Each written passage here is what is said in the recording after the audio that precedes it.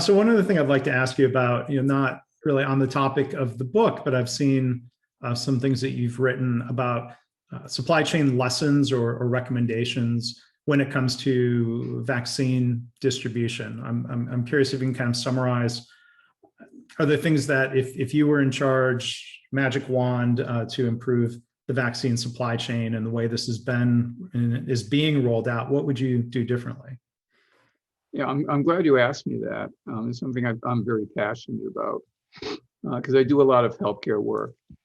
And actually, I wrote an article, as you noticed, in Modern Distribution Management on vaccine supply chains. But I did the original presentation on that for a friend of mine who runs the cardiology department at one of the big Boston hospitals. And he wanted to present this at Harvard Medical School. And, and I think that there are two things that I'd say. Number one, distributing vaccines is not a medical issue. And having epidemiologists and doctors and, as wonderful as they are, figuring out how to distribute vaccines is nuts. You want to have somebody who's a vice president of supply chain at McDonald's. Right. McDonald's is everywhere. They have, perishable products. They have a complex supply chain. They have to be refrigerated. I mean, it looks like a vaccine. So one thing was an argument and I tried placing this article in some medical journals, and they sort of said, we have doctors doing this. I sent it over to Modern Distribution Management, where Tom Gale runs it. And basically I said to Tom, we have to organize the distribution people, the supply chain people, to get involved because they're not going to ask for it. And so that's number one. Number two is that you can't deal with a situation where you have 550 or 600,000 people dying in a year as if you're sending bread to the supermarket. Well, we're closed on Sunday because the union doesn't like to work after 4:00 and blah blah blah, and trying to it should be like making munitions for World War II. You run the factory 24 hours a day. You nationalize everything with the Production Act, from raw material all the way to the clinics. If they don't cooperate, you nationalize them. The same way that in World War II, Ford converted its factories to produce aircraft, and they produced one a day. And all the components went in, and they're shoehorning what should be a completely flow-through supply chain into a set of institutions where the doctors don't, they don't work on Sunday. I mean, doctors work very hard. So, just to be really clear, but if you go into Mass General or Brigham, which are the two chief hospitals in Boston, on a Sunday, other than an emergency, you're not going to see your doctor. And you can't do that when hundreds of thousands of people are dying each month.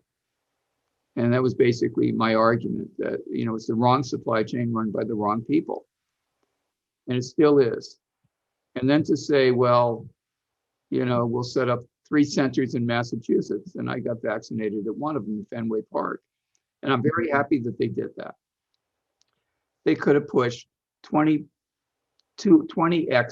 times the number of people through there if it were run by real supply chain people. It's run by, you got me going, but it's run by event planners, who know how to lay out a convention.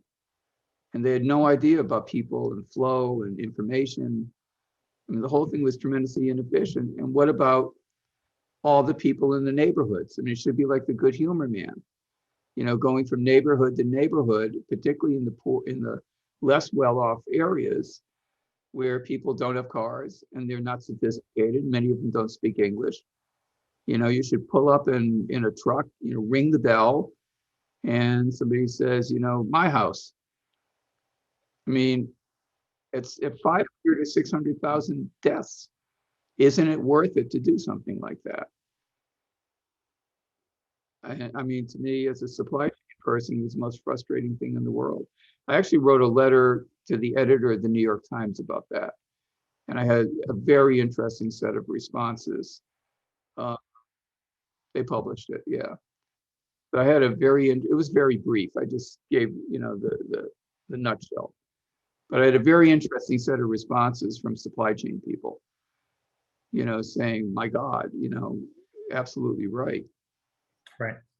I'll look for that. I'll post a link both to that article and to that letter in the show notes for the episode. I mean, what you're describing at Fenway was hampered though by production constraints. They could have put more people through, but they wouldn't. At that point, they didn't have the vaccine in hand. That's but right. we're getting past that now, it seems. Well, hopefully. I mean, we were up until this morning. Well, the J&J news was well, first off, the 15 million doses lost, and then the concern here about doing the pause. This kind of double whammy. Lots. Yeah, I'm very deeply involved in a group called the North American Thrombosis Forum. It's run by my friend who's the cardiologist at the Brigham, and we've been deeply involved there. And I mean, they have people who are all over this sort of thing. I haven't heard from that organization that they think it's a problem, and they've got the top thrombosis doctors in the country as part of that.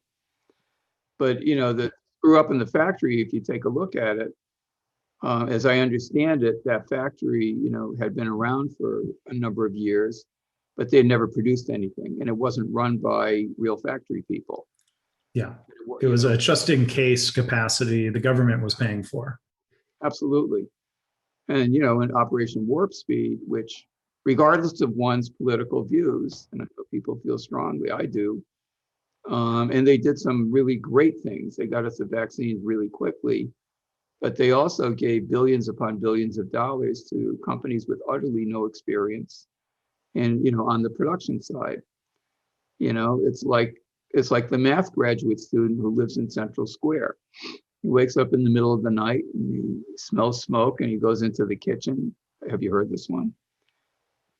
Okay, I'll tell you the Broadway supermarket joke after that. You haven't heard that. So he goes into the kitchen and he sees that there's a fire in the stove. And he looks over and he sees the tap and he sees a bucket. And he says a solution exists, and he goes back to sleep. That's essentially what they were doing. They said, well, we got a vaccine. Now it's obvious, distribute it. By the way, make it the responsibility of the states so that we don't get blamed. And in fact, everybody, if you were in Massachusetts, you couldn't get near, a working website. They should have done one website nationally. And, I can't believe that half of the companies in the country don't have websites that do simple reservations. I mean, it was really crazy. By the way, the Broadway supermarket joke is that this young undergraduate goes into the Broadway supermarket, which is located, really is between Harvard and MIT. He puts 11 items in his little shopping basket. He goes into the express lane for 10 or fewer items. And the Cambridge cashier looks at him and says, let me guess. Either you go to Harvard and you can't count, or you go to MIT and you can't read. For all of you listening in, that's an in joke. It's a good one. And you probably tell, you do a similar version of that joke in different cities with different schools, but that's a good Cambridge joke for sure. But yeah, I mean, there are still big opportunities, and there are some good cases where, I think I had a chance to visit in suburban Dallas, a mass vaccination site that was being designed in partnership between the city of Frisco and Toyota, where Toyota had some of their top operations and supply chain coaches who work with Toyota suppliers and nonprofits. And that site was a well-oiled machine where they could do 4,000 vaccinations a day just within normal business hours. So to your point, Jonathan, they could have more than double capacity by running longer hours, but they could only run 2 days a week because they weren't getting enough vaccine. And the other supply chain challenge was good luck knowing in advance or too far in advance how much is coming, which is a different operations planning challenge. But there are good examples. But your point is well taken, where people in medicine, as smart as they are, as dedicated as they are, they almost never have any sort of education around operations, whether that's the pharmacists running a pharmacy or doctors being responsible for patient flow. So there's good opportunities to learn from different disciplines, for sure. So absolutely right. We did a study in one of the major Boston hospitals, which I'm going to keep confidential, of supply chain practices. And we calculated that with supply chain 101 or 15101 practices, we could get their supply chain costs down by over 60% and increase the service level. But it wasn't integrated, and it wasn't, being done. They basically set their parameters in the replenishment system when they bought it, and nobody ever bothered updating it. So it's all these very, very, very simple things. By the way, I would be astonished. I haven't done the study, but I'd be astonished if somebody nationalized the entire production process for vaccines, including the inputs, and brought on factory capacity from other vendors, whether they couldn't have ramped this up months and months and months ago. But they're shoehorning a flow-through system into a highly fragmented set of institutions, and that's been the problem, I think.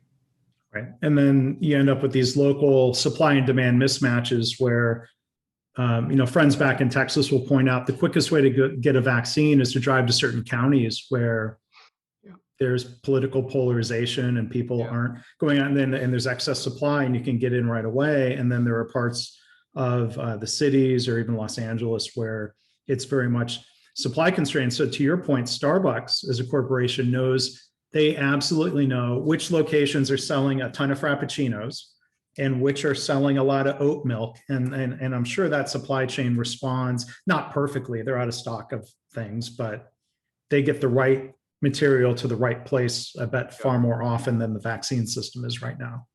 Absolutely. Absolutely. And I mean, that's a real tragedy because people are dying. It's not just a matter of, running out of Frappuccinos. Right. Tragic though that is, but.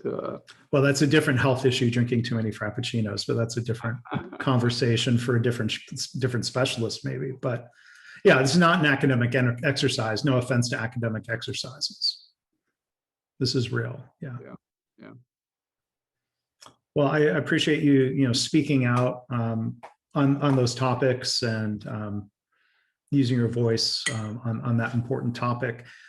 So as we wrap up, again, our guest has been Jonathan Byrnes, senior lecturer at MIT. Among other ventures, the company is called Profit Isle. He also has Jonathan Byrnes and Company, and the book, which is released May 11th. It's called Choose Your Customer: How to Compete Against the Digital Giants and Thrive. So Jonathan, thank you for being here. Your book is sold by one of those digital giants, and I hope you continue to thrive. Thank you very much, Mark. It was really a pleasure meeting you, and I look forward to seeing you when you get back to Cambridge. All right. Same here. Thanks. And thank you very much to everybody listening in.